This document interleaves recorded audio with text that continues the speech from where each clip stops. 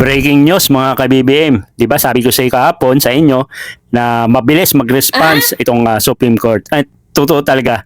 'Di ba? Ang bilis ng response. So si Sara Duterte nag-petition lang kahapon at saka yung si Torrio last week lang nag-reply ngayon yung Supreme Court. So ngayon ang update bibigyan ng 10 araw itong House of Committee of Justice regarding dito sa impeachment ni Sara. So kailangan mag-reply sila sa loob ng araw. Ang ibig ko sabihin tuloy yung April 14 dahil ngayon is April 8, so may 10 araw para mag-respond sila, So hanggang April 18. So magi-start yung hearing April 14. So dito, ilalabas pa rin. Pipilitin ng mga Committee of Justice dyan sa House na mailabas man lang yung salin at saka makapagsalita ito si Ramil Madriaga kasi pinayagan na rin siya eh.